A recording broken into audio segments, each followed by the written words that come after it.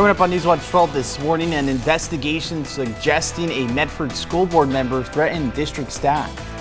Plus, a powerful earthquake caused evacuations along the coast.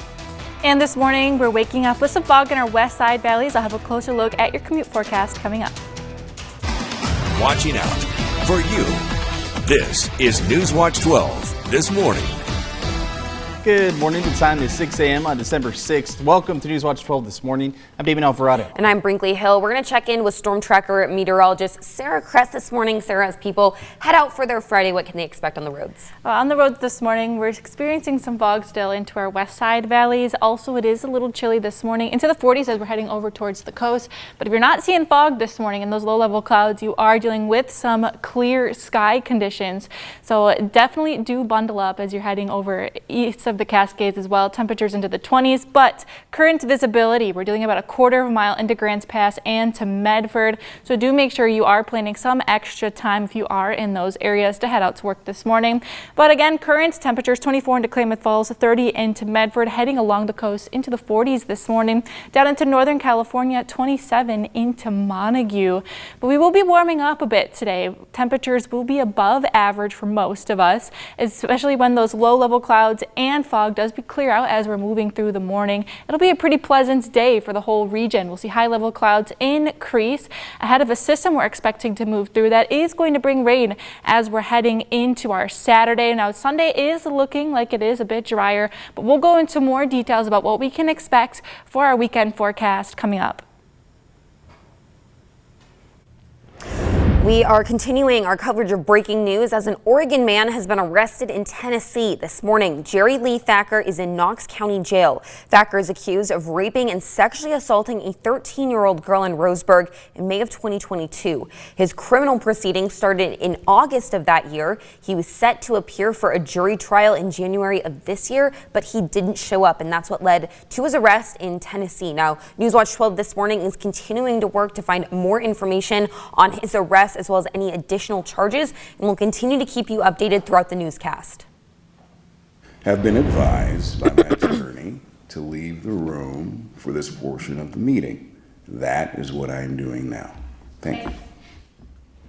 A Medford school board member is the focus of an independent investigation. Michael Williams was at the board's study session until the investigation findings came up for board action. Now, the Medford School District Board is accepting the findings of that Portland law firm. This is actually the paper that he read excusing himself from that school board meeting. And the investigation was into a complaint that board member Michael Williams threatened school district staff. NewsWatch 12's Jerry Howard says the complaint came from the district's own security director. I'm right there in the direct line of fire of Michael Williams. He doesn't want to own it, but he's attacked me directly for the last 6 months. An investigation into Medford School Board member Michael Williams concludes he made threats to district staff this year, including the district's Director of Security, Ron Havnier. That investigation came from a complaint against Williams by Havnier. He said Williams made threats to him when Williams tried to keep a school resource officer job for a friend. Michael Williams is a liar. Do you think he should resign from the board? I 100% think Michael Williams should resign from the board. He's unfit as a public official to lead in this capacity. I have no ability to make that happen.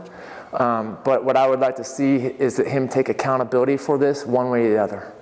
And so what I'm appreciative of is that this report finally outlines the pure facts of what happened. That's all very clearly outlined in the findings. And so I'm thrilled that that is now very clearly there in black and white from a completely independent investigator who looked into this matter. District Superintendent Brett Champion and some district staff filed 2 separate pending complaints against Williams last month, claiming he wore a knife to the district office for a meeting with the superintendent that became a loud, profane, door-slamming confrontation.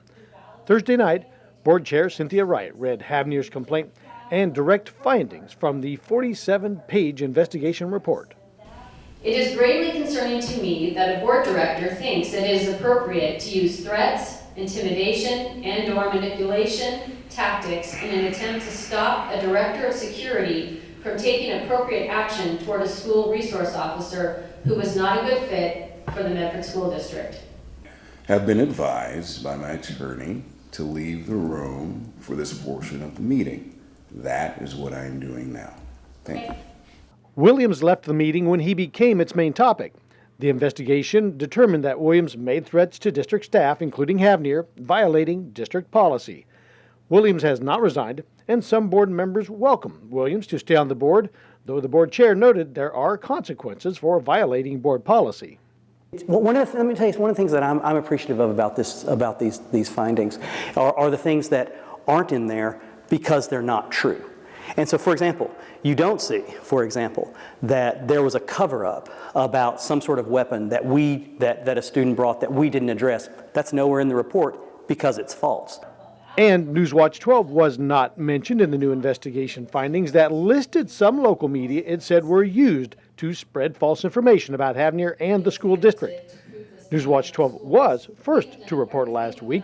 Oregon State Police also are investigating Williams for having a knife on school grounds. Jerry Howard, NewsWatch 12. More details about the report and our interviews with Superintendent Champion and Ron Havnier are online at kdrv.com.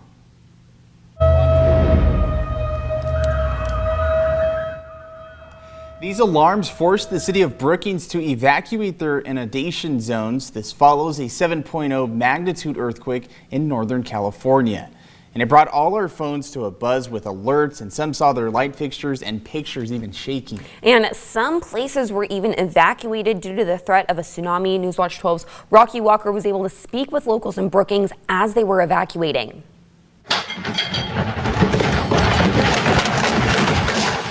A 7.0 earthquake shook houses, cars, and just about everything in Northern California, bringing a shock to many in the region. As I looked over at the parking lot, all of the cars were just jumping around and bouncing around. It was very nerve-wracking, and everybody was very startled. The shaking was felt as far as in southern Oregon, with lights and plants swaying. But the big impact was on the coastline. With tsunami warnings causing whole communities to evacuate. In Brookings, from one moment to the next, a calm day turned to sirens, police knocking on doors telling people to leave, and road crews blocking their way back, pushing residents to higher ground. Just to see it all play out in live timing, this has been a most unusual experience. I'm 66 years of age, and I've never seen this happen again, and I've been coming here since 1970. Tsunami warnings and evacuations have since been lifted, with no tsunamis taking place and people allowed to return to beaches at 3 p.m. today. While they said it's safe to return now, they shut down the whole coast with the information they had available at the time, pointing to a possibility of a tsunami.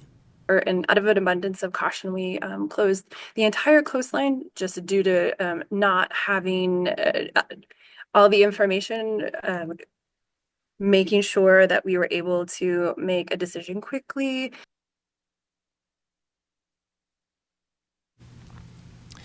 Governor Gavin Newsom has declared a state of emergency, which will allow resources to move more freely to aid with any damage that occurred. The governor has directed state agencies and departments to utilize state personnel and equipment to the direction of the Office of Emergency Services and the State Emergency Plan.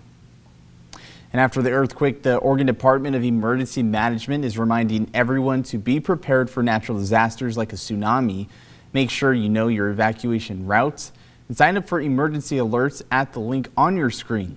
Have a go kit ready with things like food, water, medication, and important documents. And finally, make sure everyone in your family is on the same page about your emergency plan. Storm Tracker 12 Chief Meteorologist Matt Hoffman has an explanation of the location of this earthquake. And why the tsunami fortunately didn't materialize. Thursday morning's 7.0 magnitude earthquake wasn't along one of the more well-known fault lines in the region, like the Cascadia subduction zone or to the south, the San Andreas fault. This area is known as the Mendocino fracture zone, and the two plates are actually sliding parallel to each other. So that's why we ended up not getting a tsunami, even though those tsunami warnings were issued. They were later dropped when it became clear that this earthquake earthquake wasn't going to be a tsunami producer. We did get those shake alerts because this was still a major earthquake at 7.0 magnitude. We'll get these notifications when we do get an earthquake that's 5.0 or higher in magnitude, and we're close enough to the epicenter for the potential for damage. So what is a tsunami? What we really would have needed to see to get a tsunami would be for one plate to be basically going up or under another one, and that displaces the water and causes the water to be pushed up and out, and that, as it gets to shallower water, actually increases in height and, of course, can cause significant damage. So we definitely were very fortunate in how today played out. NewsWatch 12, U.S. Cellular and Grange Co-op are teaming up for a holiday toy drive. Take a look at everything we've gathered so far, and we have so much more community support. We can't thank everyone enough. Yeah, I think this is my favorite part about this drive and all, is because we have our whole team come out here. They set up all these fun, beautiful toys, the Christmas tree, so the whole set looks beautiful. But not only do your donations contribute to our drive, but it's really helping kids in our community, making sure all children get those unwrapped gifts and dropped off. And you can drop those off at any U.S. Cellular or Grange Co-op location in Jackson, Josephine, Curry, Klamath, and Siskiyou counties. We still need your help, and the donations stay in the community where they're donated, supporting Children's Advocacy Center of Jackson County and court-appointed special advocates, or CASA. You can find more information on our website. Now, coming up in your GMA First Look, Wicked star Ariana Grande is opening up about scrutiny over her appearance. And now you're taking a live look this morning at Klamath Falls. This view brought to you by the Sky Lakes Medical Center. You're waking up with NewsWatch 12 this morning.